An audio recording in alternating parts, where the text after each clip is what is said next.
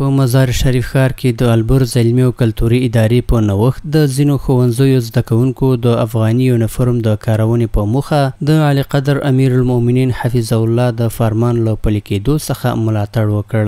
دا غونډه چې د سید اسماعیل بلخي په لیسه کې جوړه شوې وه، زده کوونکو د افغاني جامو کارول د ملي کلتور د پیاوړتیا په موخه اړین وبلل او د دغه فرمان له پلي کېدو څخه یې تود هرکلی وکړ.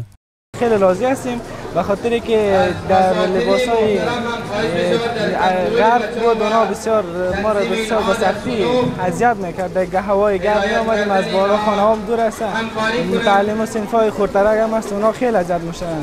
در دوران قبل ما با پوشیدن دریشی بسیار مخصوصا در هوای گرم نمیتونستن اینا خودتر آزاد باشند و خود درس بخوانند. به منظور این که لباس هویت افغانی یعنی لباس پیراهن تنبان باعث نشانده افغان و بسیار راحت میباشیم که ما میتونیم آزادانه گشت و گذار کنیم، همچنین میتونیم آزادانه گشت و گذار در هر طرف کنیم.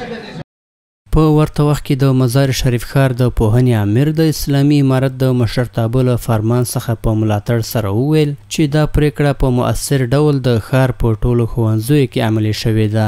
نوموړي زیاته کړه چې زده کوونکو له دې پریکړې څخه په خپل ملاتړ له افغاني یونیفورم څخه تود هرکلی کړی. د هغه په وینا د دې فرمان پلي کول نه یوازې دا چې نظم رامنځته کوي، بلکې د افغاني کلتور د ودې او ملي هویت د پیاوړتیا په برخه کې مهم رول لوبولی. الحمدلله عنعنات افغانه لباس و لنگی و کوله است. الحمدلله کل شاگرده ما مردم، ملت ما مردم، معاشره ما مردم به این یونیفرم بسیار راضی است. الحمدلله کلش راضی است. بر رضایت خود یونیفرم را می پوشه او خود برابر می سازم. له بلې خوا د زده کوونکو کورنۍ هم د افغاني یونیفورم د پلي کېدو له امله خپله خوښي څرګندوي او کلک ملاتړ یې کوي. اطمینان میدهم که ما هر نوع فرمان و فرمانهای جدید معارف را با جان و دل میپذیریم و با مکتب خود بالای فرزندان و شاگردان خود تطبیق میکنیم. تمام والدین که در منطقه یولمرب و نایب پنجم است با شوق و ذوق همچی یونیفرم پذیرفتند.